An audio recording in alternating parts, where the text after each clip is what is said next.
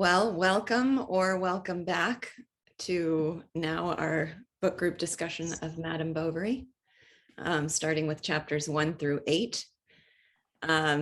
This will be an interesting, it'll be a little bit different from our discussion of Tess of the D'Urbervilles. Well, there are a few differences, but I think one of the most significant differences is that my co-host, Grace Steele, has not read this book before, and she is going to be reading it in pace with the group. So she has only read chapters 1 through 8 so far. I have read the book in its entirety. I read it in high school. If you saw my email, you know, and just felt bitterly resentful of the experience and thought it was incredibly tedious and basically remembered one scene because of its scandalous implications.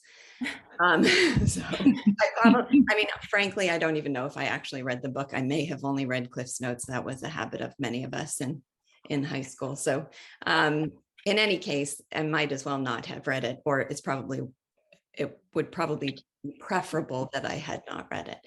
But recently my daughters, one of them picked it up and read it and loved it, recommended it to the other. She loved it, so she recommended it to me. So I decided to give it another chance, and I'm glad I did. So I have read the whole thing and now gone back to review chapters 1 through 8, but for Grace, this is her first time through.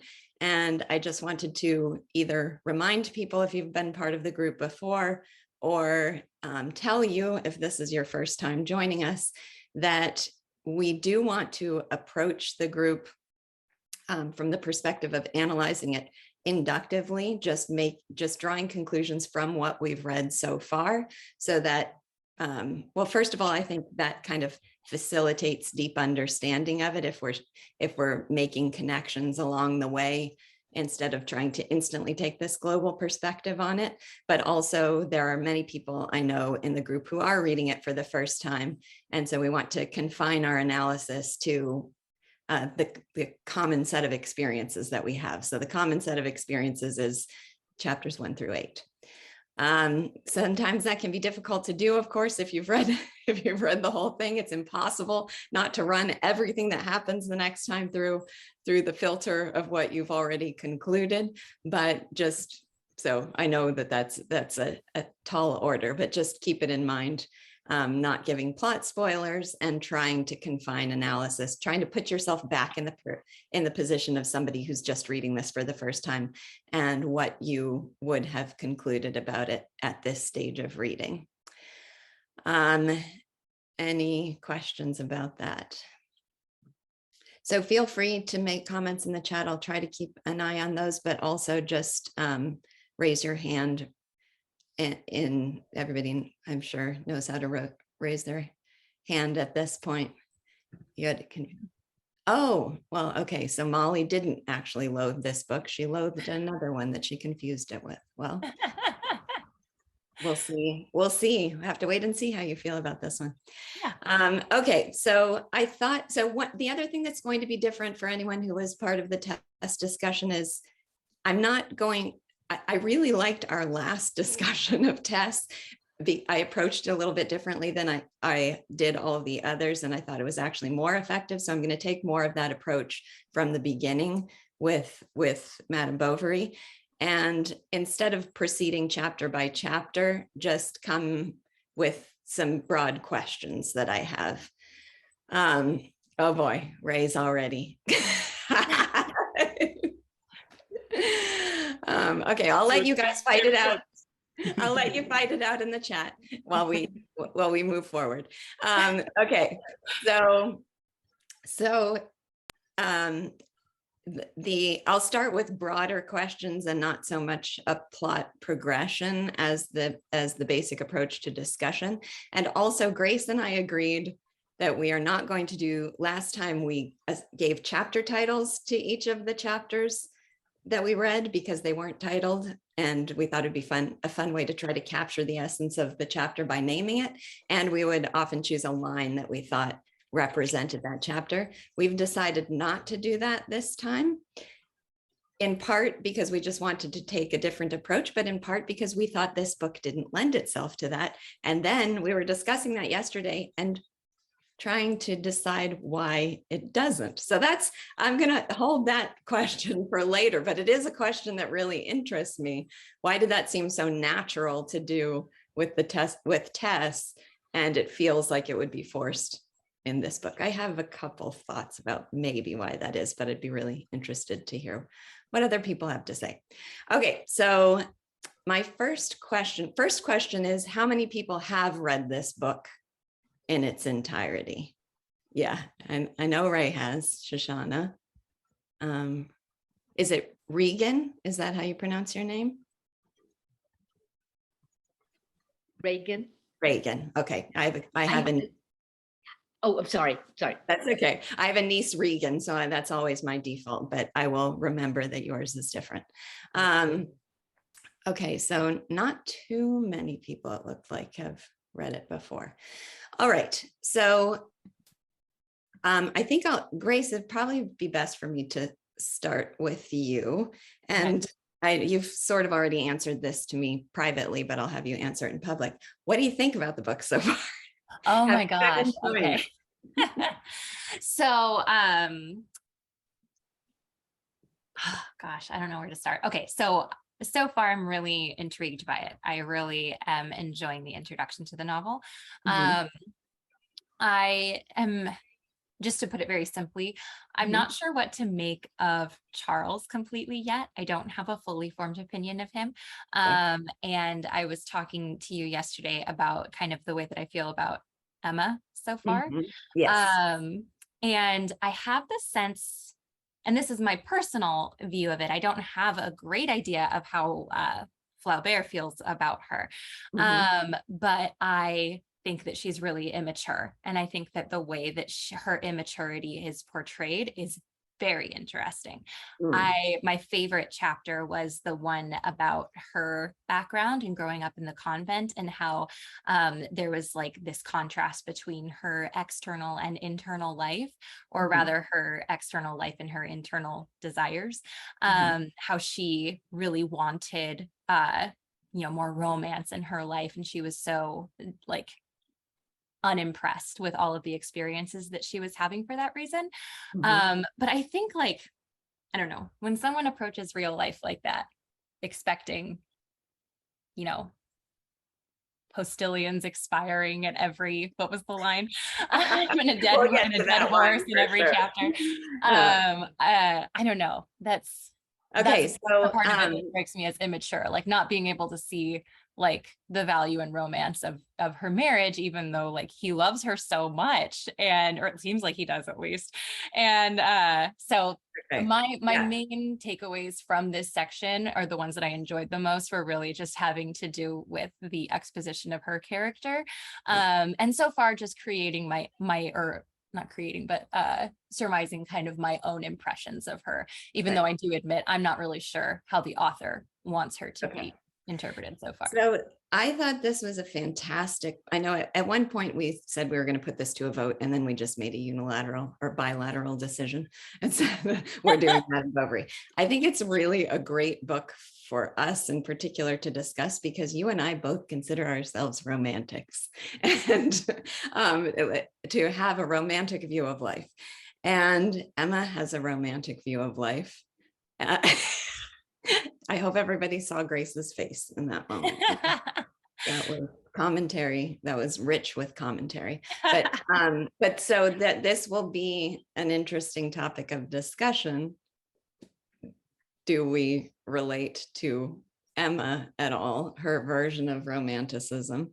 And what, if not, what is the difference? Now, your first impression from chapters 1 through 8 is it's an immature is the word you've chosen to capture her, an immature form, variation of romanticism. All right, well, anybody else want to comment on whether or not you have enjoyed the book so far, what your first impressions are of it, and then I'll get right into questions of analysis of the characters and such. Okay, Ray. I love this book. This book's just home for me. Like, I just love every single passage of it. It's it's almost just like basking in the sun, you know, just all the pleasant details, and just the your sensual quality of it all. But in terms of the question, I don't know if we're quite on the point yet of talking about it, but replying to the issue of whether Emma is a immature romantic, I would say I would agree with that in a broad kind of way, but I am very sympathetic with her from the perspective of that's just what romanticism looked like at that time. As in, where do you see romanticism that actually engages with real life? She's reading Sir Walter Scott. She's reading I guess she's reading the poems of Chateaubriand. Like, this is medievalism or Orientalism or something distant from actual living life. She doesn't even have, I guess, Les Miserables or something like that. So I can sympathize with the idea of somebody, at least I can imagine sympathizing with somebody who's like, yeah, I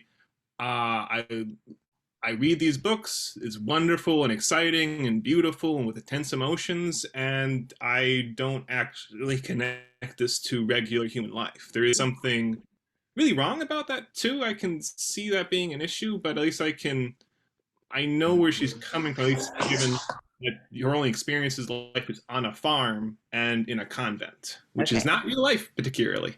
Right. It's what's the word? Shuttered away almost. Sure. So the interesting question, which I'm going to save, I'd like to postpone the answers to this question for a moment. But the interesting question is, you say she does not have anything outside of these novels and then her prosaic life or her cloistered life.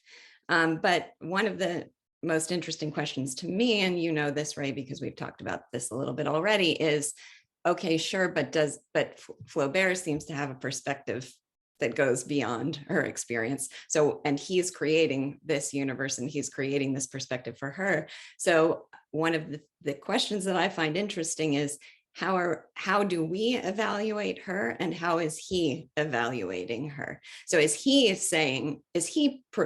presenting her as immature, or is he entirely sympathetic with her and thinks this is all that's available to her? So I do want to hold that question for a minute because there's a couple I'd like to address first.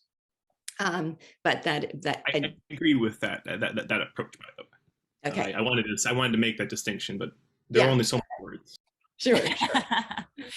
Okay, so I would actually like to start with Charles because the novel starts with Charles. So I want to ask people what your impressions of Charles, again, first, what were your first impressions of Charles? Grace, you mentioned that you feel sort of ambivalent about him. You're not quite sure what to think of him. Going back to read it this time, I came away with a much stronger I think when you're first entering this universe and there's just this kid appearing at a new school, which immediately gives you sympathies, I feel like, for a kid thrust into that situation. Yeah. And then gradually my perspective of him started to shift. And going back this time, I was much more acutely conscious of the pretty damning things said about Charles. So we can talk about those. But so first impressions of him. And then another question I have, which is hard for people to read based on the first 8 chapters, but is, why do we start with Charles at all? This book is called Madame Bovary. I found it a little odd that we enter it from his perspective and then sort of shift to her. So anyway, first impressions of Charles. Grace, do you want to say? Yeah. First? So to the extent that I have a first impression of Charles, it is negative. Really the thing that kind of set off this negativity in my head is how he was having a hard time in school and eventually was just like, whatever, I don't care, and then stopped going and then basically cheated in order to complete school. And then he became a doctor and that made me nervous. I was like, oh, he's not a good doctor. What is he going to do to people?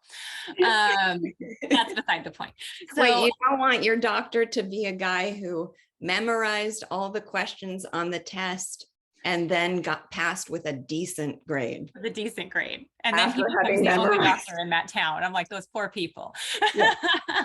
So And that's yeah. to the extent that I have an impression of him, that's kind of what it is. The Mhm. other thing that kind of popped out at me is the contrast between his reaction to the death of his wife, which was not an ideal pairing, obviously. He's dead. How strange. Huh. I'm sad. She did love me after all. And then, so the contrast of that to, how do you pronounce the father-in-law's name? Rouault? Rouault. Okay. Something, no, who's Something French. like that. Okay. It's French. To him telling Charles about his own reaction to when his wife passed. And then, that just brings it up in my head, like, that's romance. That's everyday romance. That's one of my questions written on this page was his relationship with his wife an indication of real romance? As we well, okay, let's hold it. We've got too many questions. So let me take a few other impressions of Charles, reactions to Charles. Anybody else have a comment on him? Wendy. Okay, I'm sorry, this might be a little bit of a tangent, but I had a strange confusion about Charles. Okay. Who is his father? Because it says his father is, I think, his father was. Mhm. I'm sorry, go ahead. His father was the one who, I have some notes on him right in front of me. So scandal forced him to leave the service. He married his wife just for her dowry. He was described as a handsome, boastful fellow, jingling his spurs with sideburns trimmed to meet his mustache, fingers on. He was, and then so how would we describe Monsieur Bovary? He's a colorful character. He seems to have this kind of, I don't know, colorful lust for life, totally impractical, can't really get anything meaningfully done, resents the world and mankind for it. I don't know what other people. Okay, so is that it's just that it says, okay, it says he's he was implicated in some conscription scandal, and then it says he then exploited his personal appearance to acquire a dowry of 60,000 francs offered by a hosier for his daughter. Yes, a girl who had fallen in love with good looks. Yeah. So his daughter is then the person who was offering the dowry's daughter. Oh, okay. I'm sorry. There's something that's his wife that it was referring to. Okay, something in that language just really confused. I'm like, who is Charles' father? Yeah, how is his mother related? That was the introduction of the father and mother, that he married his wife for the dowry being offered by her father. Okay, thank you. Sorry about that. No, that's okay. Sorry. Yeah. That's why we have the discussion to answer That's questions. right. Yeah. Okay. Well, I have to say that when the book started, and I remember when I first read it, and I remember when I tried to teach it to students, which did not work. I did not do well with that at all. What really got me at the beginning was that the person telling us the story seems to have known Charles Bovary personally. We were in the classroom. Yeah, that was weird. Yeah, that was very weird. Well, it's not consistent with the narrator's voice. I have that line written down. It says, none of us remember him very well, which also contradicts them giving the whole backstory. Yes. Why are you writing this book with him in it? And, sure. And he remembers everything about the cap. And of course, it's part of the quality of the book is that it gives you all the little things without necessarily giving you the big picture. But, you know, it sort of put us back in the classroom. And so you're thinking, okay, what's this about? And as you say, we're going to sympathize with him or not. And on the one hand, well, he's being bullied, but if we're in the classroom, we were the ones doing the bullying. Right. And after all, doesn't he have a target on his back Yes. basically saying, Yeah. kick me because Yeah. he's ridiculous. So, Yeah. so really, I found it, I remember when I first read it, and I remember when I tried to teach this to students, I thought, if Flaubert is basically trying to make us stop at page 10, he's doing a pretty good job in that you've got to be motivated to get past this because, you know, we're not in the classroom, we're not little kids. And if we were in the classroom, we probably would have been making fun of him. And as you were saying before, it evokes pity. On the other hand, all sorts of negatives show up later because, Right. well, you know, he's not a person who has values and goes after them. But one last thing about that first chapter is that when we find out about his mother has romantic aspirations for him. Yeah. And that's kind of interesting because that doesn't seem to go along with him. And so it's as if he's been raised by different kinds of parents. Oh yeah, there was so much Yeah. contradiction in the influences he was getting from his parents. And but the impression I had is that his parents had these kind of arbitrary, forceful ideas about what they wanted from him. And he was just this kind of bland figure, unable to please either one of them and just being kind of pushed along. But it relates, I just want to quickly make a connection to a scene I found totally hilarious later, where Emma and his mother are fighting with each other. And I can't remember how it was phrased exactly, but my comment, and he couldn't figure out how to negotiate the situation between them. And my comment in the margin of the chapter was, where's he in this? There's no presence of Charles himself in the conflict. It's just, how do I mediate the disputes of the people around me? So it feels like that a lot of the time. The only kind of sense of personal identity I get from him is the like satisfaction he takes in their sexual relationship. And that seems like the biggest part of his personal identity that we're introduced to. But he seemed, I don't know, very bland and undirected himself. Well, even the idea that, well, after the first chapter, when he starts making too many house calls to Monsieur Rouault because he's attracted to Emma, he doesn't himself seem to quite understand that that's what's going on until his wife explains it to him. Yeah. So even his desire for her basically is, the desire for Emma is inspired by his wife. It's as if there's this big hole where his introspection and desires ought to be. Yes. But Flaubert, I think, does make him completely credible. Yeah. You know, it's not as if he's invented a character whom we can't recognize. It's just that he doesn't recognize himself. Which brings me back to, I don't know, I still don't really get it why the narrator starts out telling the story and then that goes just away. has to be a flaw, because I reviewed that 100 times and tried to make it consistent. It just doesn't make sense for that to appear there. And the narrator's voice changes completely after that. It sure does. Well, So I haven't studied it, so I don't know if there were, you know, drafts or, I mean, I haven't studied on that level, so I don't know if there were different versions. Oh, that would be interesting. Yeah. I just don't know. A couple of things from his childhood that, like I said, I was inclined to take the sympathetic perspective when we came in, because everybody sympathizes with the kid who has to transfer to a new school. It's just a natural thing to do. But I'm going to just share a few of my favorite chapters. My favorite lines to capture his character.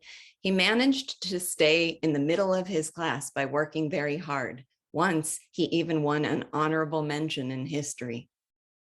That's damning by faint praise, if I've ever heard it. Or he managed, I love this line, he managed his daily assignments of work like a mill horse who trots around in blinkers, unaware of what he is grinding. Now, unfortunately, that could be a statement of a lot of education today. That's what we're making all kids do, is trot around like mill horses who have no idea what they're grinding. But this is specifically capturing that character. I think that Shoshana, you were saying, you know, his lack of awareness, self-awareness and introspection and consciousness of what he's doing, and just sort of being pushed along by forces outside of him. And then, he grew thin and tall, and his face acquired a sort of mournful expression that made it almost interesting. Not interesting, almost interesting. Okay, let's see. I don't know if Reagan or Ray was first. Do we have an order here? Ray was I think first. Ray. Okay. Okay, so for me, Charles, I like to think of him as a man of limited intelligence, not stupid, but just very limited. Limited. I like that. He's someone who, if I were to meet, I'd be very happy to have him as, you know, like my cashier or my waiter or something like that. I'm sure he'd do the job wonderfully well. Maybe you'd play dominoes with him. Yeah, you know, as in he'd be someone who would be a pleasant piece of furniture in your life. And I don't mean that to be horribly belittling, because I do believe he has like real feeling, like the way he reacts to, you know, he feels real love and affection for Emma. He's a bit daft about her feelings towards him, to put it mildly. But I do think, I suppose my perspective is as sort of Flaubert's attitude towards him is he is a bit of, he considers him to be a bit absurd, to be, you know, like he can't help but ribbing him more than a bit. But I don't take that as being like vicious cruelty or teasing. You know, like, I don't think that in that perspective. Actually, a contrast for me is another book, Frank Norris, who was an American naturalist, heavily influenced by Emile Zola, and actually wrote The Octopus, which is, you know, what you know, like the octopus from Atlas Shrugged that Bertram Scudder wrote. He actually has sort of characters of limited intelligence in that book, and there's just this sneering laughter that you get from Norris, and I don't get that from Flaubert here. I feel like, yeah, he is, you know, noticing the limited intelligence of this character and emphasizing it, but I don't think it's mean-hearted exactly. But no, I think subtle ribbing as opposed to sneering laughter is a good distinction. It's usually sarcastic. It's usually a little bit under the radar. You know, almost interesting. That's not an outright damning statement. It's kind of subtly stuck in there. So Reagan. So I have to say, this is very interesting to me, because doing this type of analysis on these types of books, it's been years since high school. So I'm listening to this and saying, I've got to read that part again, because I tend to, I'm being honest, I tend to like move through it too quickly. Again, in my mind, I want to know what's going to happen. Yes. That's not with this book. This book has so much more. This is going to be great for me to be in this. Oh, good. So picking up on one line in there, and Grace mentioned it, when he said she loved, or thought she loved me after all. But I thought, wow, where did that come from? And I kept reading it over. I was looking for something concrete.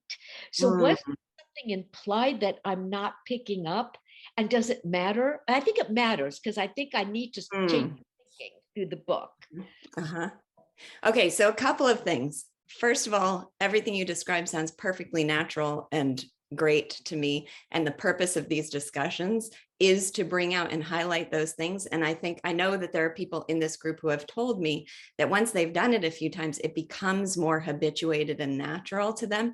So I wouldn't do anything where, you know, you're forcing yourself to really slow down or you're poring over every line, because you do want to just read this as a novel and take it in and enjoy the story and you know, get a generalized sense. And then the purpose of these groups, and what I love so much about it, is then we can go back and say, all right, let's really look at what we've taken away from this. And of course, Grace and I, as group leaders for the discussion, have to pay a little more attention than we would if we were just reading it together. But there are things that become more habituated over time. So to me, what you described is that's great. You're in a great position. We're going to have wonderful discussions. And some of that stuff will become more instinctive over time. Now, as for the specific thing about she loved me after all, please correct me, everybody, if I'm wrong, but I took that to mean she died when she, I mean, she died. And that's why, that's the proof that she loved me. Is that how other people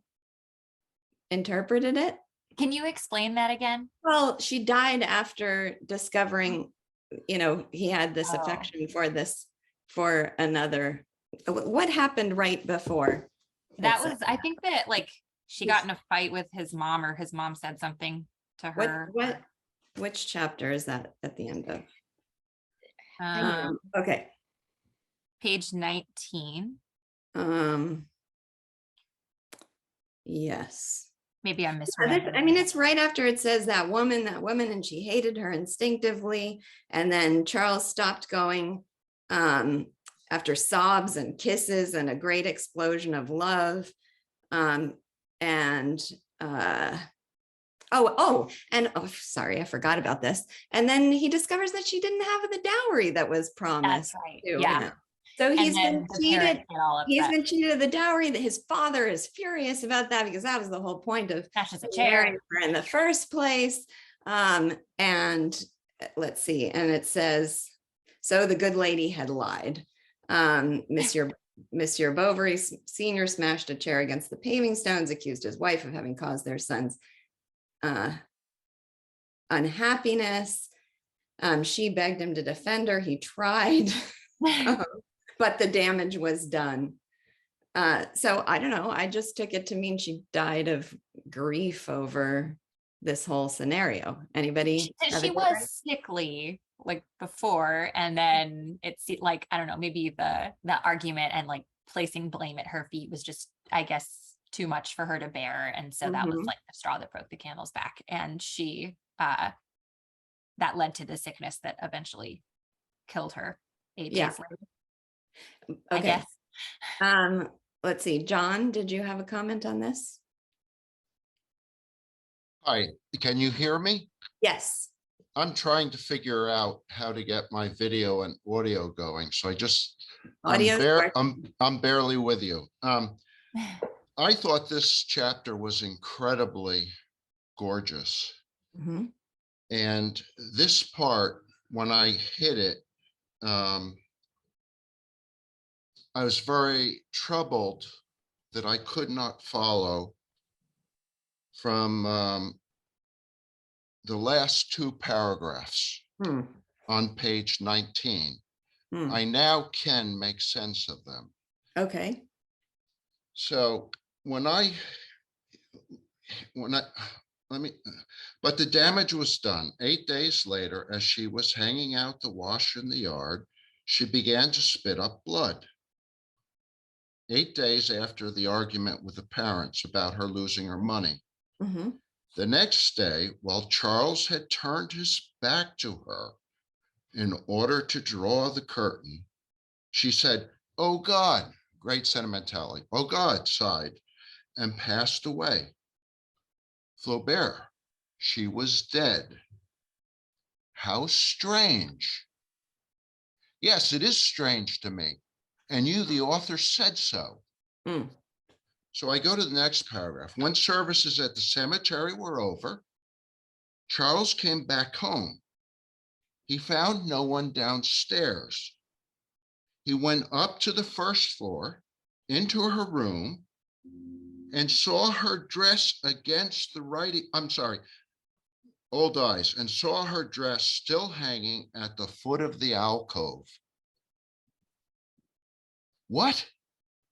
Then, leaning against the writing desk, he remained lost in a sad revelry until evening. He stood at the desk till evening? The cemetery service is probably in the morning. She had loved him, comma, after all. I checked out the French, the punctuation fits. So our pausing is there by the translator. Why emphasize an empty dress in the alcove? Why does she die so suddenly? Why does he say she loved me after all? She killed herself. Okay. She killed herself. So are you taking the writing desk to mean she wrote something about No, that? he is realizing. Mhm. Charles acquires for me. When you were talking before, how does Charles strike you? Mhm. First chapter, nothing. Couldn't stand him. But by the time I finished what were assigned, Mhm. I found myself becoming more sympathetic, Mhm. enormously Okay, well, sympathetic. so I'm going to confess that the thought of suicide passed through my mind, but there's not enough to me, there's not enough evidence to validate that there would need to be. Flaubert only shows you, he doesn't tell you, he Mhm. shows you. So Mhm. this chapter begins with Charles writing.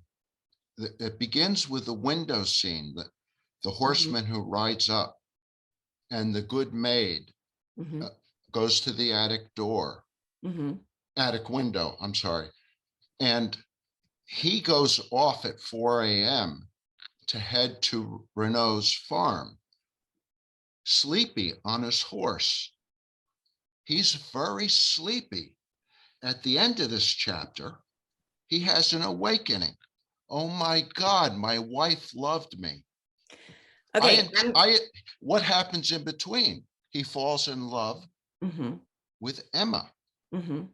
So I entitled this Charles Awakenings to his second comma, and then first loves. Hmm. Okay, I'm interested to hear if other people share that perspective, and then I'm also a bit conscious of time. So I'll spend a few more minutes on this, but then I want to make sure we move on to other questions too. Shoshana, did you have something to say about that? Well, I think that what we have is that, as you see, you quoted that he tries to defend her and that she expects him to do that. Mhm. I think that even the business about the dowry not being what it's supposed to be, Mhm. we're told she was lying, but maybe she just isn't very good at keeping track of things. You know, she's Oh, got it sure. mortgaged, the notary's got it, and so on. And Mhm. from her perspective, everybody's complaining about everybody else. I mean, Mhm. she's been a complainer. Now she's getting complained about, and Mhm. it doesn't look as if there can be any answer. Now, the fact that that she dies, I don't. It sort of sounds as if she just kind of faints, Mhm. Yeah. rather than and you know, and she says, you know, oh my God, and sighs And and passed away. disappears. Um, what's interesting, I think you can tell the narrator's getting in there because the narrator says, you know, what an astonishment that this has happened.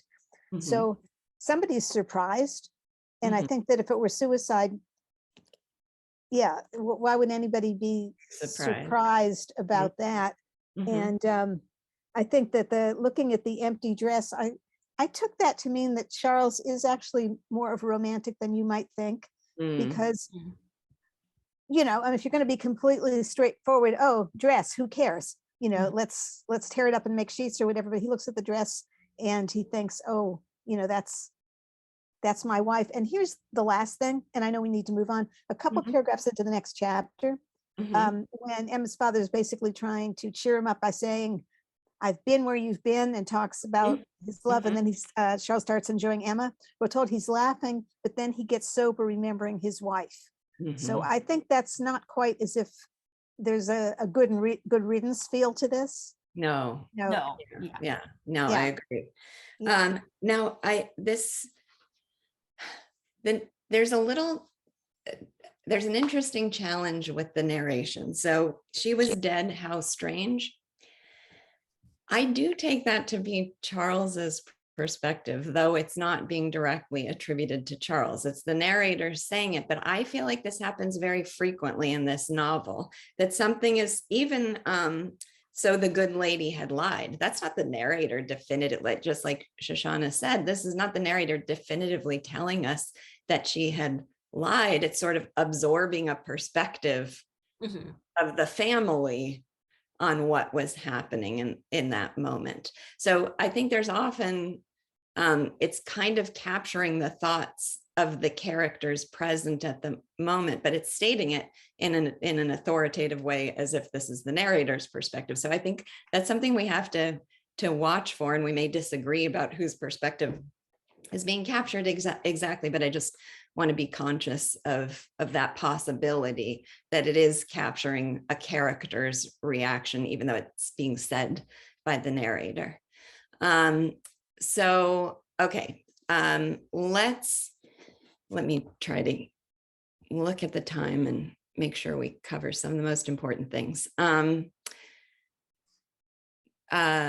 Let's see, Charles, so we can, does anyone want to say about, we just killed off Charles's first wife, but I don't know if anybody wanted to say anything about her. I think one of the interesting things about her is that she's just another force of control in his life that he seems kind of buffeted by. So he went from his parents sort of fighting over is he going to become, I don't know, I assume the philosophers that his father was drawing on were Rousseau. And so he's going to run around naked and lead a Spartan and then have this kind of manly Spartan upbringing.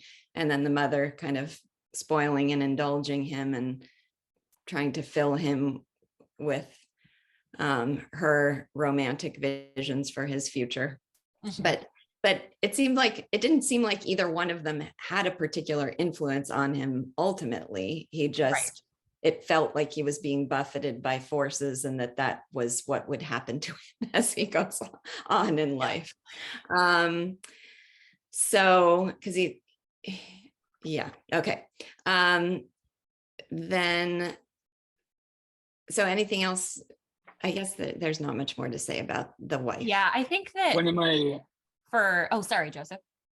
I was gonna say one of my favorite lines of all of the readings was when his mother and his wife, and the description of then like two scissors they would cut into him with their comments and their observations.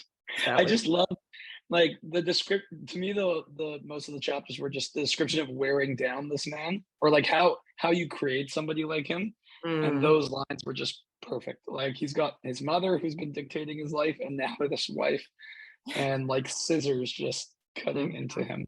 Yeah, that's perfect. I also love the line. It was just describing about her complaining incessantly, and if he paid attention to her, he was waiting for her to die, and if he didn't pay attention to her, he didn't care about her. And then it said, and she would end by asking him for some medicine for her health and a bit more love. So the juxtaposition of the pathetic kind of desperate need for medicine to cure her invented ailments, and then please love me. They're begging for love on the heels of that. Shoshana. Yeah, I was just going to comment. The line about the scissors and his mother and his wife, they are Madame Bovary too. I'm just saying, Madame Bovary refers to the two of them as well as to. Oh, yes. Yeah. Just saying, because I think we get used to thinking of Emma as the one we're talking about, but in fact, that's part of the introduction, is that he gets into that trouble after his previous two Madame Bovarys. Interesting. Shoshana, did you have any comment on the opening? So it makes sense story-wise to open with who Charles becomes and why, but it did feel like a very abrupt shift to me when we start to focus on Emma. And then in retrospect, it seemed a little strange that we start out so focused on him. I mean, I guess because as a reader, it felt like he was going to be the centerpiece of the novel, but I knew that couldn't be the case. I don't, Well, again, years ago, I did read something, Francis Stiegmuller does a whole double biography of the book and of the author, but I don't retain it. When we started talking, I went and grabbed my French copy here, which has variants in the notes. Oh, okay. but I didn't see anything. They're varying sort of on the line paragraph level as opposed to other drafts. So basically, I don't know yet. Okay. Okay. I'm curious. I'll probably take a look, but it's there are a lot of them, a lot of alternative versions, but on the line level. Yeah. John, I know you want to comment. I do want to move on to Emma. So let's just be conscious of time. Yes, very fast comment. Sure. Yeah. That shift is moving us to taking Emma in the forefront of the stage. Charles has moved to the back. Mm-hmm. He's going to disappear. He does not have any power in himself to take the forefront of the stage. Emma does. Enormous intelligence, imagination that Charles does not. Yeah, I agree with that. So it's going to be very interesting seeing her dominate as one more person who dominates Charles. And Charles is he's just a poor soul. Yeah, it's just interesting to start with the poor soul as opposed to the dominant character. And I don't know if I can think of another, well, let's save that because it'll take us too much off task. Okay, so Emma, so we get Charles as a child and then we get Emma as a child. And Grace, you mentioned a little bit about her already, but we can talk a little bit more about who she was. So one of the things I liked was the juxtaposition between Charles's honorable mention, struggle to achieve an honorable mention versus Emma, who's described as it was she who always answered the vicar's difficult question. So I think we see a sharper mind in her from the beginning. But then also it emphasizes that, she loves her life in the convent, but what she loves about it is the pious vignettes edged in her azure book, the sick lamb, the sacred heart pierced with sharp arrows, and poor Jesus stumbling as he walked under his cross. She tried to fast one entire day to mortify her soul. She attempted to think of some vow to fulfill. So it's the romanticism of religion that she loves. And none of the discipline. When the discipline comes in, she wants nothing to do with it. Exactly. The romanticism she embraces. She seems to merely aspire towards emotions and not towards any sort of practiced thought or anything like that. Yeah. Can I share a line that I think? Yes, please. Okay. So as I was reading, I was like, oh, no way. This is genius. As I got to this part. Accustomed to the calm life, she turned away from it toward excitement. She loved the sea only for its storms, and greenery only when it was scattered among ruins. She needed to derive immediate gratification from things and rejected as useless everything that did not supply this satisfaction. Her temperament was more sentimental than artistic. She sought emotions and not landscapes. I love that line. And as I was kind of going through and, developing my own impression of her and trying to determine what the author's impression of her was, I described her earlier as being immature. I think the author might share that, especially based on things like Emma was inwardly pleased to feel that she had achieved at her first attempt this rare ideal of pallid existences that mediocre hearts never achieve, when she appears to be so sickened by her mother's death, and she's pleased that her father is so worried about her that he comes to visit. Yeah. And then she goes out into nature to contemplate it. And she tired of this, didn't want to admit it, continued first out of habit, then out of vanity. I was going to cite that exact quote as his little insight into the immaturity. Now it's an interesting contrast for those who've read Anne of Green Gables and would like the vignettes in the margin of her, there's no equivalent scene, but she would do that too, but we would have complete sympathy for it. But I think, but there's nothing of Anne taking satisfaction in the drama of her grief for her mother and then tiring of it. Right. That doesn't happen with her. It's much greater consistency. So, that did seem to me an indication of a little bit of judgment there. Mhm. Yeah. And I think there's a couple more instances of it, but I've monopolized the conversation long enough. Well, I've got other instances from later life that we can get to. So let's get to Emma and Charles. My big questions about Emma and Charles are, do they fall in love? Do they think they're falling in love? What is it that draws them to each other? Much more clear, I think, is what makes them draw apart after they're married. But I was going back and trying to pay attention to what drew them to each other. Now, I love Shoshana's point was very helpful about, there was his wife learned of the young woman who was present at this house that he kept returning to for reasons he didn't understand. Just seemed like what he wanted to do. So there was a line where it said she starts with veiled comments and then she starts explicitly attacking him, and then she forbids him to go there, and her forbidding him to go there gave him permission to love her. That was, I forget what exactly the line was. It was because he was no longer allowed to go there. Now he could openly, he could love her in his mind. So the question I had there was he repressing the feeling prior to that, or was he not conscious of it at all prior to that? And then she made him conscious of it, and then he could, then because he couldn't go see her anymore, it was okay for him to just indulge the feeling that she had made him aware of, right? Like Did you have desire for the forbidden fruit? Yeah. Yeah, I think that basically, well, yeah, as you say, he's unthinking, and he's not a terribly introspective person, and he just doesn't really have much of the intellectual acuity to be a terribly introspective person. And I think like when his wife is pointing this out, it's like, oh yeah, I do feel that way. And you know what? I'm gonna feel that way. Like you're kidding me.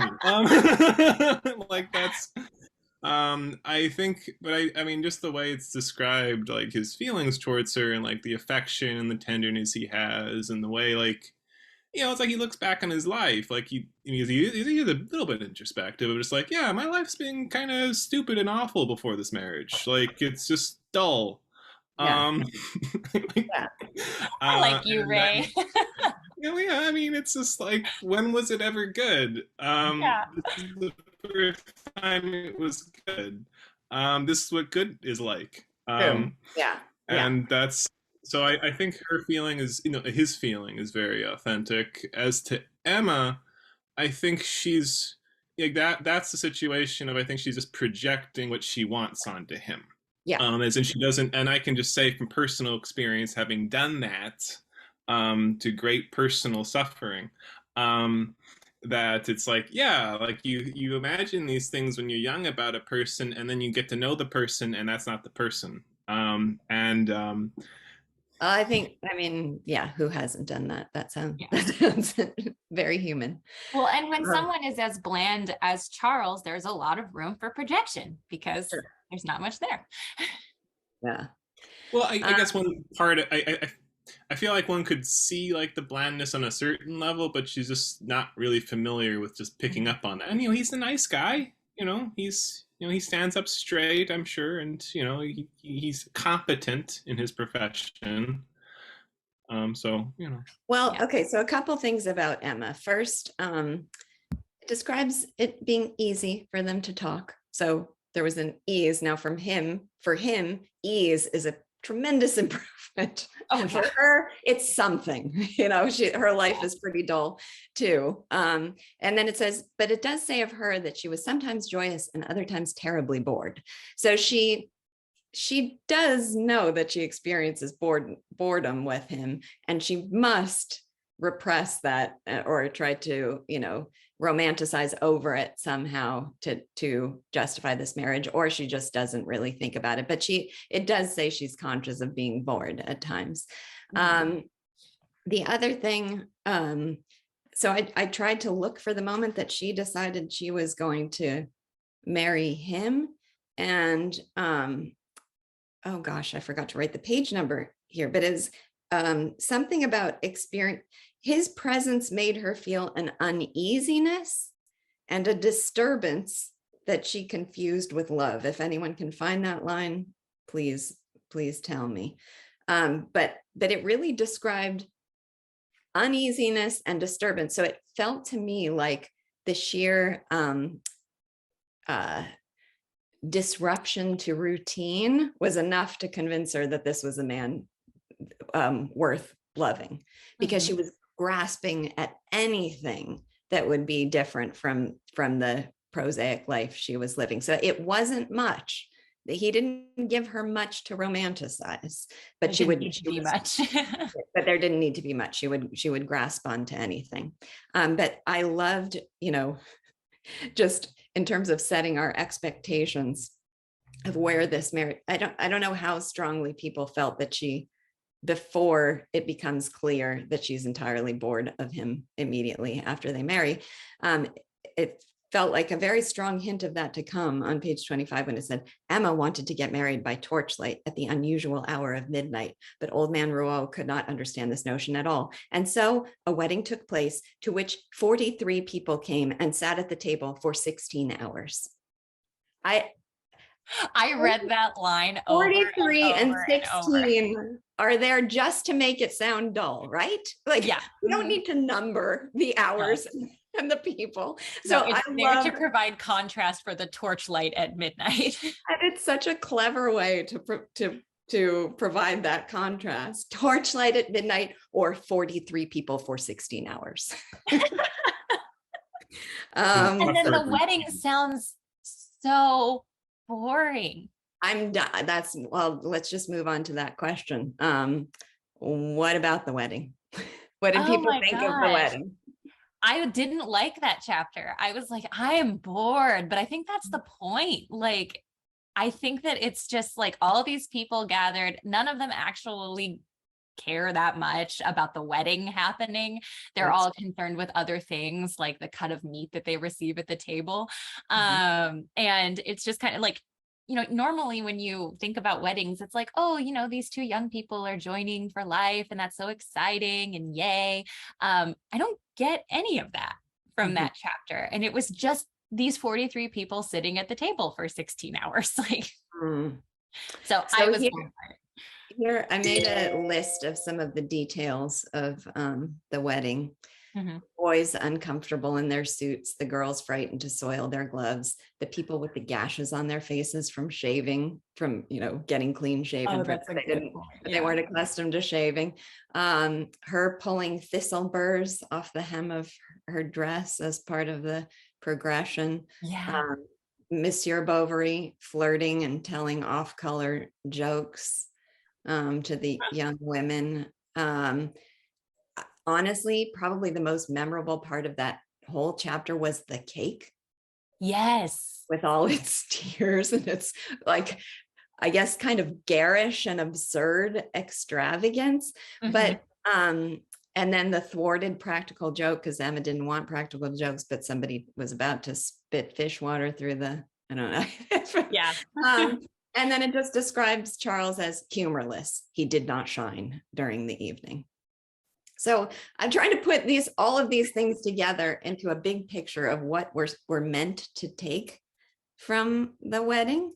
And I'd be interested to hear what people have to say about that. I mean, it's certainly, there's no sense of passion and romance and, joyous expectation of the relationships that's to come. We don't get that from it. No. Now I'm going to bring up another point that's connected but different here, which is that I forget I think Ray might have been the one who reminded me that Leonard Peikoff, in a talk about literature, said that he hates Madame Bovary. And the reason he gave for hating Madame Bovary was what he regarded as the excessive details of description. He regarded all these descriptions, probably that I would imagine the cake would be an example of that, of this completely pointless, elaborateness of description of the cake at the wedding. So I feel less sure that I feel unsure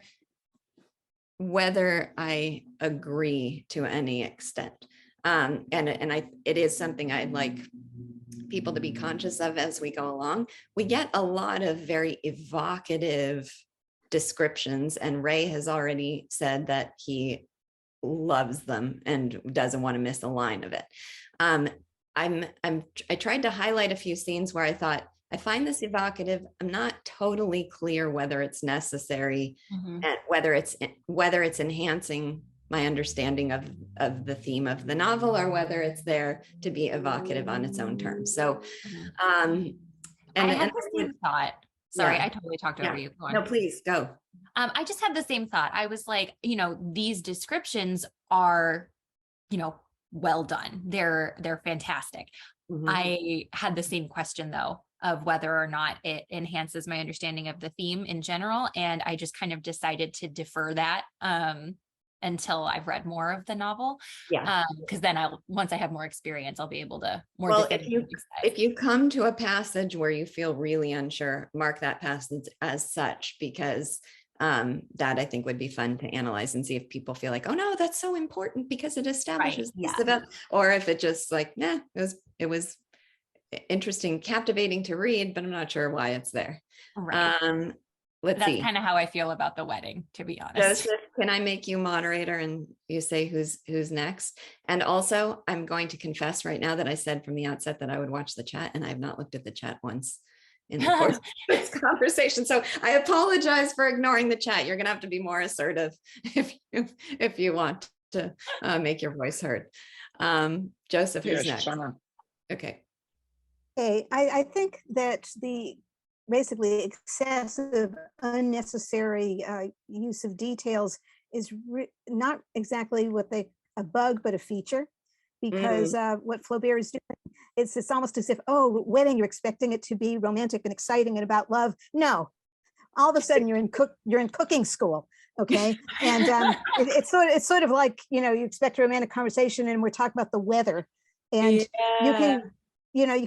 Well, I think that that's what's going on all the way through. That this is supposed to be about love, and people would have heard that the novel's about adultery and passion and excitement and so on. No, as a matter of fact, we're going to talk about caps, and we're going to talk about cakes, and basically the passion has to sneak in around these things. And how do you think that's going to work out?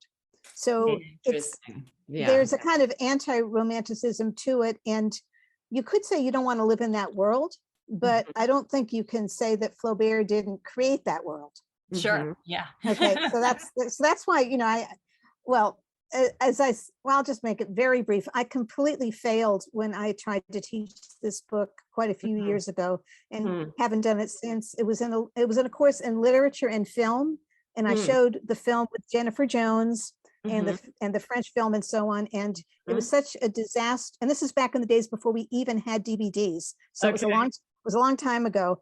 But the students could not read it, and so pretty much I put it aside. Have not gone back to it in the classroom. Well, but they certainly should not be reading it in high school. I think the problem of reading it in high school was not the way it was taught. I don't think this is appropriate to high schoolers at all. They're not thinking about. I mean, with advanced high schoolers and a really good teacher, it could be done. But I just think these themes are outside of their context of experience. And their patience. And their patience. Yeah, that's a good point. So the thing, one thing first, the thing it reminds me of is the scene in Anna Karenina where somebody is about to propose, and then they start talking about mushrooms as they're walking in the forest, and then he can't propose because they've just talked about mushrooms. But here, no, there's only mushrooms. There's only mushrooms. That's all there is. There's not real romance. There's just mushrooms. So that is what we're going to give the focus to. Okay, go ahead, Joseph. Red. Yes, life is just mushrooms. Life is just mushrooms. I'm sorry. I like Kafka, so actually that might be a good kind of description of that sort of thing. In terms of the descriptions, I did actually. I was the one who pointed out the Leonard Peikoff comment, and actually, I remember just actually to test myself after reading Madame Bovary. I actually just like picked random pages and paragraphs and just said, okay, can I explain this one or that one, that one? So it was just like, oh, I'm gonna pick this. Yeah. I'm not doing a spoiler. I'm not gonna just like that very good scene. And like explain it there. Like no, just at random. And I could. So Okay. I proved that to my satisfaction. Although I will say the humdrumness of the wedding march and the whole wedding scene is a bit of a wall to get over, understandably. That one is just the there might be more of it than is necessary. The prosaic quality of the peasants and their stupid little games. And actually, I put it in the chat a picture by Peter Bruegel, who is a realist before realists were a thing, in my opinion. But he has a picture of a peasant wedding, and it's like that's these sort of round, heavy, stupid, solid-looking, kind of reliable people, playing little games, the children running around, the great complacence of the and vanity of the rather homely looking woman getting married, and all of these sorts of things. Like that's like if you can appreciate the perfect curation of the average, that if you're the sort of person who loves Babbitt, I love Babbitt, then this is perfect for you. No, so I understand what you're saying. So it is establishing the prosaicness of it in a very rich, it sounds almost like a contradiction, in a rich, and actually I do think there is a bit of a contradiction there, but that's another point. Chesterton makes this point about the kind of writers about prosaic life, the very fact that they're writing about it with such elaborateness of description kind of contradicts the point of view that they're trying to portray. I'll have to find that quote. It's great. And that is very I just want to, I would like to have a slight, I understand where you're coming from with that distinction, but I also, my view of literature is like, it's like, let's mine every part of human life. And, if you want, and, it's obviously you want to mine for the really refined stuff. And that's what Ayn Rand or Hugo does. But, there's also all of this other experience we have of humdrum life and tedium, and like just the little phrases he has that are supposed to be tedious in French, like little cliches, which are like italicized, at least in my edition, that are like, oh, just rub in that cliche, make us suffer with that. That boredom. That's great. Mary Eileen?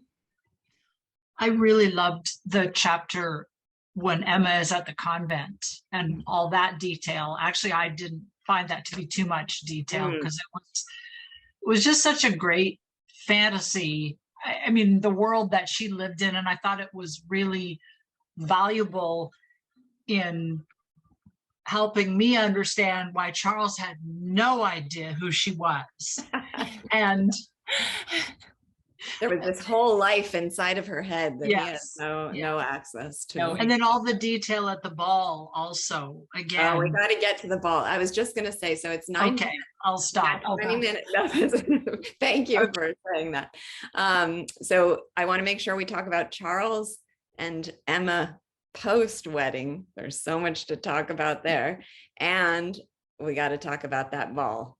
Oh man, that there's one paragraph in that is definitely a rival for my favorite in the book so far. Okay, so Charles and Emma after the wedding. Now, here's one of those quotes that's kind of a fun, think about the role of the narrator in making this statement. It says on page 32, so they were happy and without a care in the world. I wrote in the margin, who's happy? Like, Emma's not happy. We already know Emma's not happy. So there's kind of a sarcasm in that statement. But he's happy. He's happy, or at least he thinks he's happy. So I just I was kind of delighted by that statement, but it's definitely not a straightforward actual view of the narrator. The narrator doesn't think Yeah. without a care in the world. Now, I love so much. I'm just going to read it in its entirety because this is, I think, so good for capturing the two of them. Seen so near, her eyes seemed to him to have grown larger, especially when she blinked her eyelids several times in a row while waking up. Black at night and dark blue in the daylight, they seemed to have successive layers of color, which darkest at their deepest became lighter as they approached the surface. Okay, so these layers of depth in the soul of this woman, and her eyes are always emphasized as a feature, and eyes, they're the windows to the soul. And, we see this capacity for passion and romanticism in her.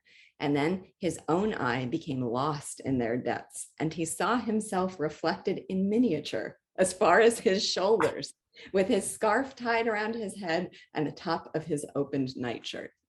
That's well, funny. first of all, he looks a bit like a fool. Second of all, he's been miniaturized inside her eyeball. And he's just a reflection in her eyes, as like she's the real force and centerpiece there. So I feel like that image kind of captures the whole of their relationship. Oh, yeah. And I also loved the line, I think it's right after that, I might be misplacing it, but Charles's conversation was as flat as a sidewalk. Oh my God. With everyone's ideas walking through it in ordinary dress, arousing neither emotion nor laughter nor dreams.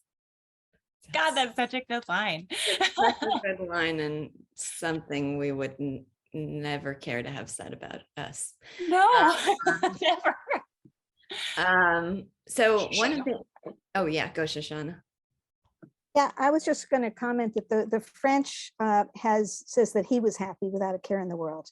Oh, interesting. Yeah. I'm just saying, big mistake. Yeah. Well, so my comment in margin was right.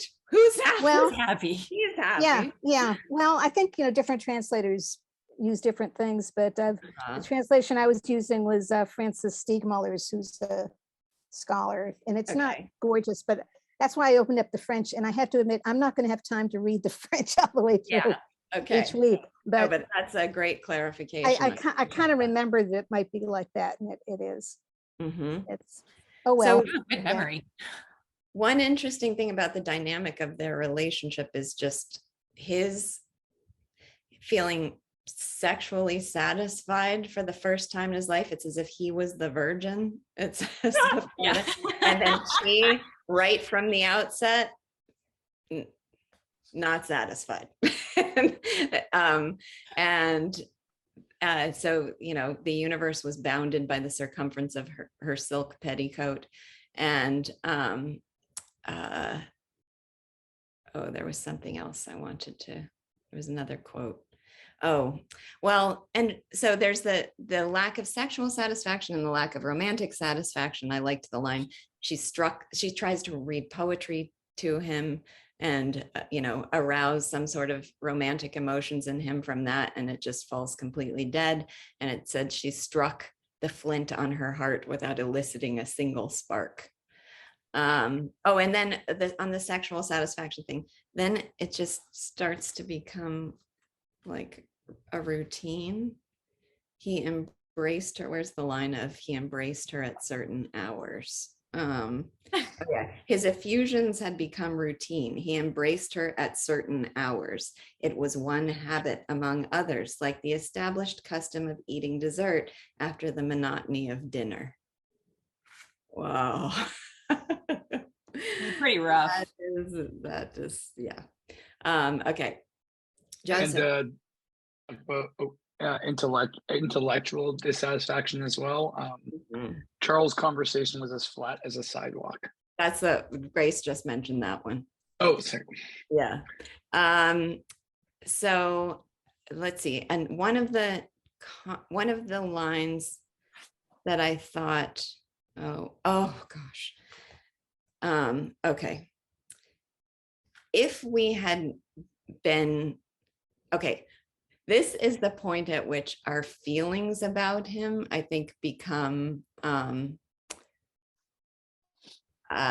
unambiguous. So that there's some time of feeling some sympathy and gradually then seeing how dull he is and then seeing his dullness from the perspective of Emma, then it's hard to ever experience that sympathy again. I don't mean to be entirely unsympathetic to him. I liked Ray's description that he's just kind of he's not a bad person. He's just incredibly ordinary. But this to capture why her romantic visions would be completely squashed by him. Then he would want something to eat and Emma would serve him because the maid was asleep. He would remove his coat in order to eat more comfortably. He would report on all the people he had met, one after the other, the villages he had been to, the prescriptions he had written, and content with himself would eat the remainder of the stew, peel his cheese, bite into an apple, empty the decanter, then go off to sleep lying on his back and snoring. I was just about to read that part. I'm really glad that you did. Oh my goodness. Oh man. I mean, I felt the dullness of it just in reading over the course of that sentence. I didn't even have to experience the whole evening. I felt it in the course of that sentence. Any other comments about Charles and their marriage? What's discovered after they're married? Marianne? I just think that like this is from the next chapter at the ball, or when they're about to go down to the ball, but when he goes to kiss her on the shoulder and she just says, "Let go of me, you'll wrinkle my dress." Yeah. I'm like, does he not? No, that's the progression, is a little bit of romantic projection. Then we're given the details of their life together, her efforts to see that romanticism realized in the course of their relationship, the utter failure of that, what she does actually experience with him. And then it becomes explicit and we get to, my God, why did I get married? Yeah. So then after that, oh God, why? Outright. And it says that let's see. Oh, I got the page not okay.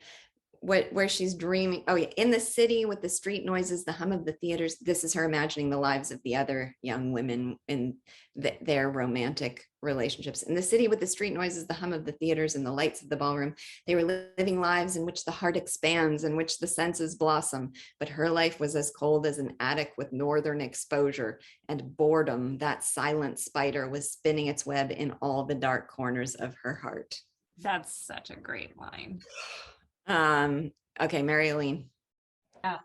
Page 40, the third paragraph. I'm just going to read 2 sentences because I know we're tight for time. On the other hand, Emma did know how to run the house. She sent patients statements of their visits in well-written letters that didn't look like bills. And then there's more. She was in many ways competent, and it says all of this reflected favorably on him. Yeah. And I love that paragraph because it's another side of her. He's just out of his league. Mm. Yeah. Mm. Yeah. It's an interesting, so he's out of his league, but she's a little also out of reality. Yeah. Too. And she's kind of mean to him too. But it's nice that the competence is a nice balance to her crazy fantasies. Oh, I see. Yeah. Mm-hmm. Well, and the competence is kind of an expression of her fantasies too, right? Do you need to write fancy letters as bills to people? But the patience, but it's more than just saying you owe us money. It's a nice touch. Mm-hmm. Yeah. Well, she's trying to give those flourishes to her life in any form she can find them, and they're falling flat.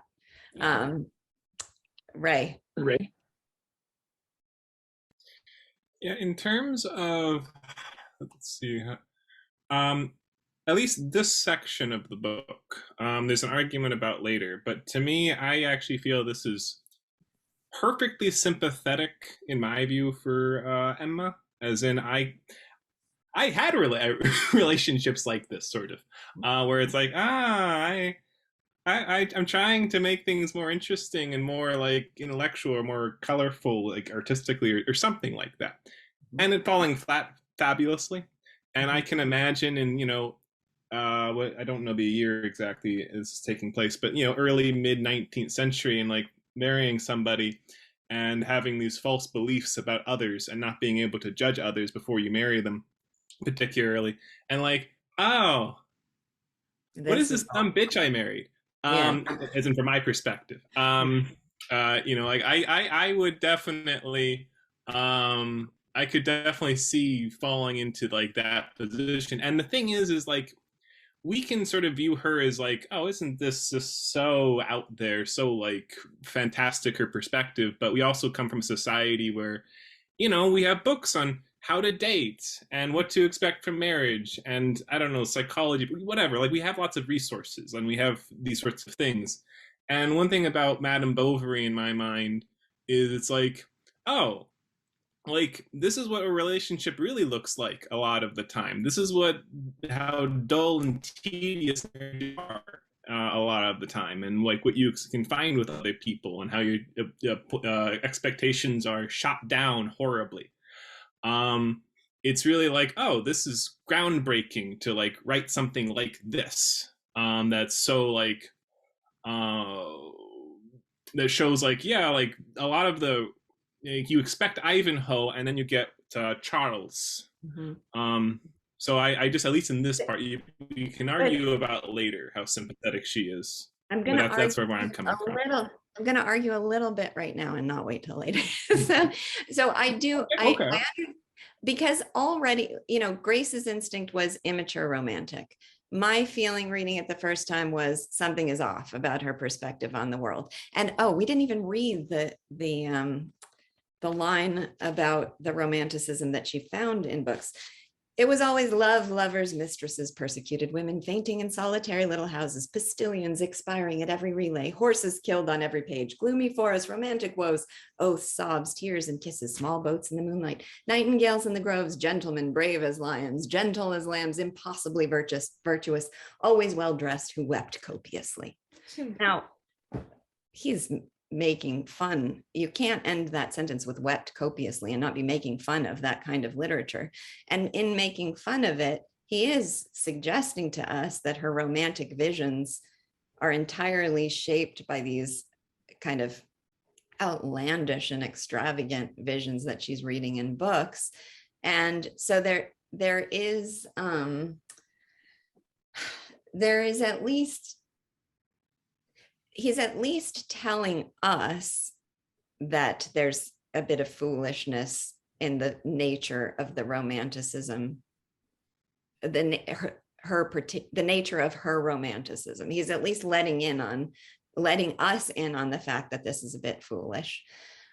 But I do feel like there are lines, even just the comparison, the idea that her friends in the cities are experiencing what she isn't. Mm-hmm. That again seems like she's always just going to be thinking to something projected and fantasized outside of herself, and not look for its possibility in reality. There's always going to be this element of the impossible in it, and something that is entirely based in fantasy and can't be merged with the real world. I'll give you an opportunity for rebuttal. Yeah, I am. It's still something of an open question to me what Flaubert's ultimate attitude is. So I'm sympathetic with you and sympathetic with myself. Sure. But one thing I do want to point out as an extra textual note is he did write like books and stories that are like that, actually, as in it's very grand, romantic, medieval sort of stories with, animals gathering and hunting and going across great landscapes. And it's almost where it's like, it is like a fairy tale. Even he writes a Right. story, Herodias, which is about the killing of Saint John the Baptist by Herod, and it's like these sorts of stories. Like he really believes in that kind of story, at least enough to write about it. So I No, am sort of I almost appreciate that clarification, because it's not that he thinks the stories themselves, it's absurd to write such stories, that you could interpret it as critical in that sense, but that I think fairy tale is perfect. Just grasping that it is completely a fairy tale with no relation to the real world, and there's kind of an absurdity suggested in that, having this woman in this prosaic life reading this book with these fanciful fairy tale like descriptions, but she's trying to that's the world she wants, and there's going to be no satisfaction in the world as it exists here, but she's trying somehow to merge the two. I guess for me, I don't want to. It's not a. I don't want to go too far with like injecting a broader generalization in, but I'll do it just a tiny bit. Given that there's no sense of her making decisions or like, oh well, she should have thought about that like in a romantic way, and there's no sort of positive foil to her. So far, I'm not saying there is or isn't.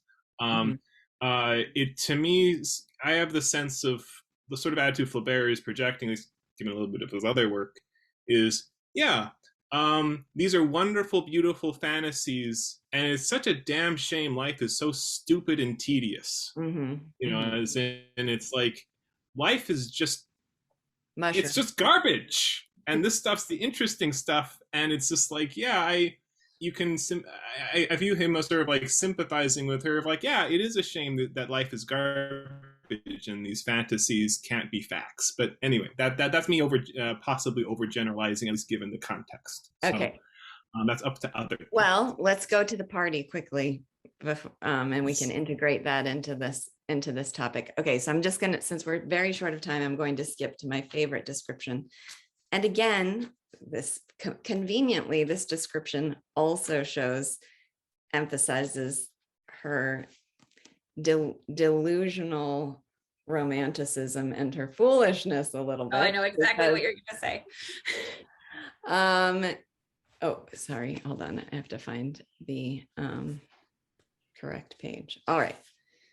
How do I condense this part? At the upper end of the table, alone among all the women, there was one old man eating, bending over his well-filled platter with his napkin knotted in back like a child, drops of sauce dribbling from his mouth. So that's our image of this man that we're introduced to. He's got a napkin around his neck like a child, and he's dribbling sauce on it. Skip ahead to the end of that paragraph. Emma could not keep herself from staring at the slack-mouthed old man as on someone extraordinary and august. He had lived at court and slept in the bed of queens. So her image of him is, this is a man who lived at court and slept in the bed of queens, and she's staring at him as august. Well, he's got a napkin tied around his neck and he's dribbling sauce. So it's suggests a little bit of delusional romanticism to me. Okay, what else? Grace, what did you think of the party? Well,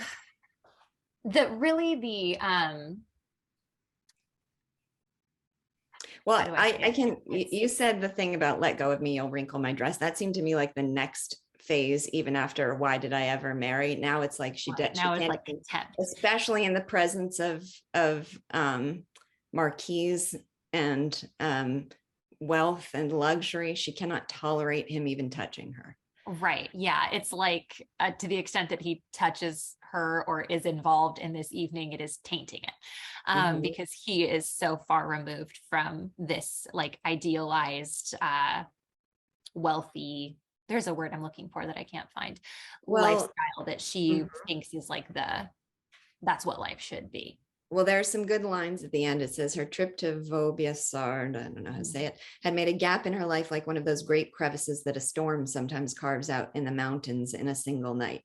And She resigned herself, packed away the chest of drawers, her lovely dress, and even her satin slippers. I love this line so much.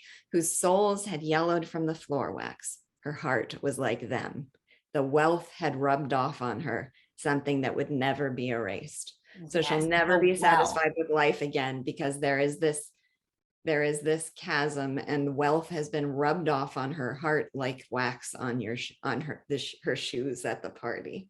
Yes. And then Oh what a powerful ending to this chapter. Little by little, the faces blurred in her memory. She forgot the quadrille tunes. She no longer saw the livery in the room so clearly. Some of the details faded away, but the regret remained. So now she is just, it fills her with regret. But so does it fill her with regret because she's given a true vision of a romantic alternative, or because she is projecting her fantasies on this scenario once again? I think it's pretty clear the latter. First, because of the man dribbling sauce, and then the men. The calm of daily satisfied passions showed in their indifferent glances, but their gentle manners did not completely mask that special brutality that stems from their relatively easy conquests, the handling of thoroughbred horses and the company of fallen women, in which the muscles are flexed and the vanity sated.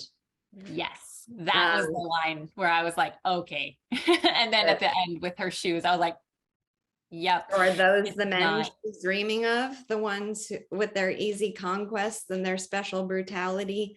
And yeah, and then being in the company of men dribbling sauce would be such an improvement over Charles. Her life with Charles and his cheese. Empty decanter. Oh, I'm already unmuted. I'm going to, I definitely see where you're coming from, and it is still an open question for me, but I do demur. Okay.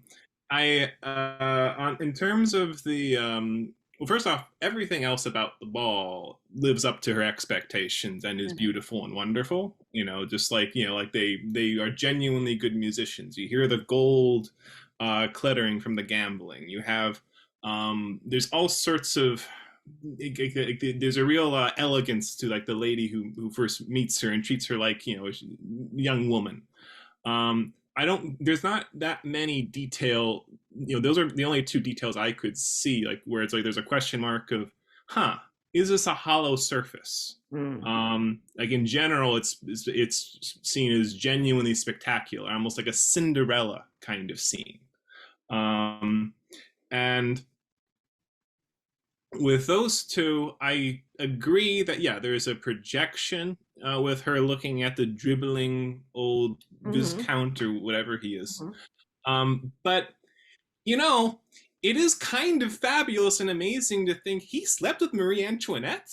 That's stunning. Like that, there at least a certain sense I can see of like, that's just a historical object almost. Like, yeah, it's ratty and old, but and deaf, but I can at least imagine her excitement. Like if I met somebody, like some dribbling old man who was like, oh, he knew, I don't know, like Rachmaninoff, or he was on the, he stormed Normandy or something like that. It's like, oh, wow, Jesus.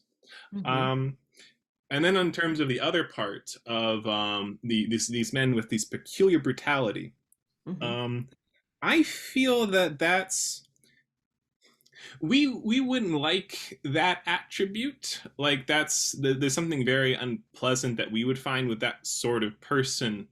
But I feel that actually Flaubert is romanticizing them in that moment of projecting them as, you know, it's like this peculiar brutality. First off, it's like, oh, there's a certain like dark strength that they have, you know, a peculiar brutality. And then moving on to I'm reading my translation. From a too casual supremacy in everything that demands strength and amuses one's vanity.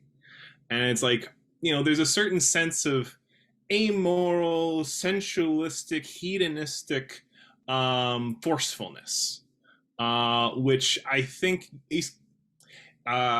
he actually likes that sort of thing.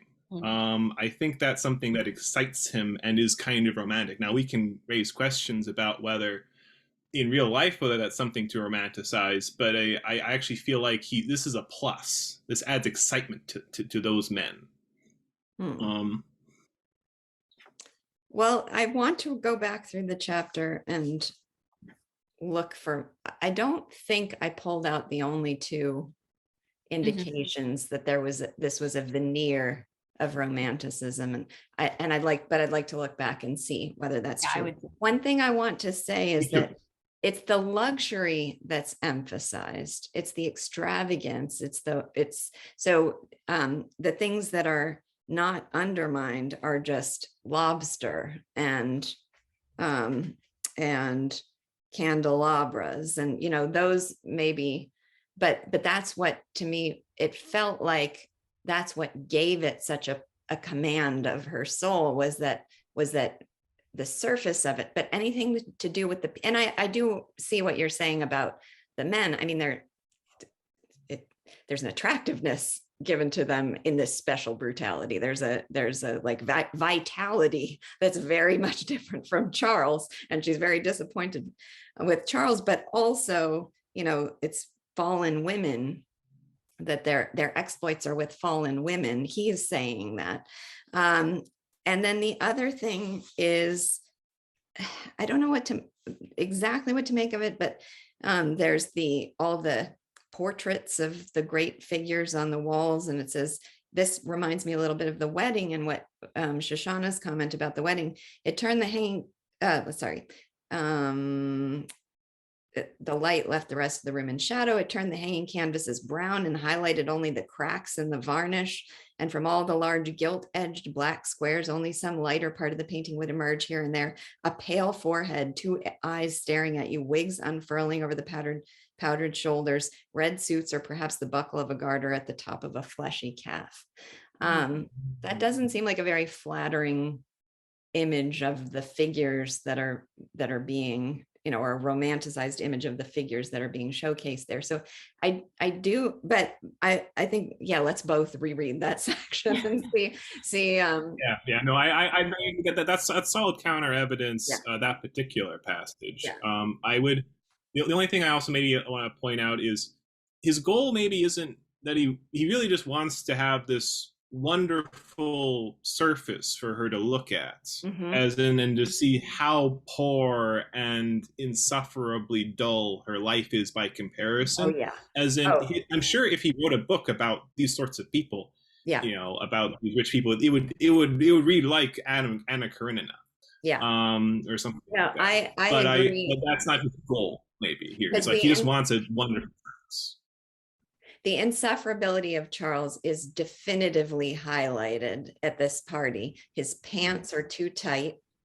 He can't understand waist. He doesn't understand waist, and yet watches it for 5 hours. 6 hours of staring at it and not knowing what's going on. That's right. Wendy. Okay, so there were a couple other quotes that I thought supported this idea, and I wrote the Veneer of Romanticism. The idea they had the complexion of wealth, that whiteness, that accentuated by the pallor of porcelain. That I think really does definitely supports that idea. And then the picture of Emma. Before that, I put the quote of her leaning out the window, and it says that she was trying to stay awake in order to prolong the illusion of this luxurious life that she would have to abandon in a short while. So I think it does also support this idea of it being not I don't know, of a bit of a fraud, but also I so sympathize with her, and that this was beautiful and incredible, and I don't want to miss you. I just want to experience this for a few more moments, Sure. I think the illusion is that she can have this life, this is just, she's just been invited to a party, and then she's going to have to go back to her house with Charles. So I think that's the illusion being emphasized there. So yeah, but I still do think there's an illusion in the environment itself. So we have to wrap up because we're 10 minutes over our usual time, but let's try to just quickly summarize the general perspective. So we all agree that Charles is a just dull, unappealing man who has left her very romantically unsatisfied. She probably projected the possibilities on him in the first place and may have some responsibility in that. We can withhold how much sympathy we have for her perspective. She definitely seems to have romantic visions that are grandiose and fairy tale like, and not that are kind of setting her up not to be able to find them in reality, because they don't seem like romanticizations of real life, but something separate from real life that it will be very hard for her to find or fulfill. And we can withhold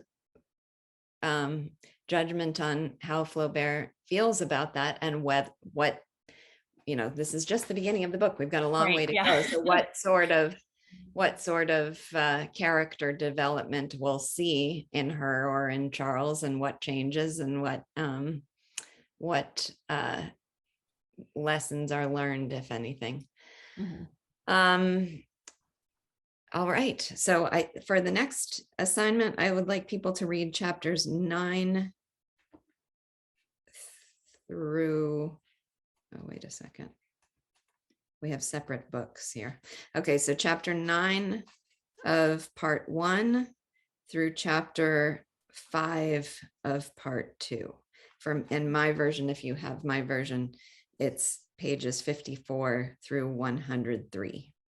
All right. Okay. And I will see everybody next Sunday. Thank you so much for being here.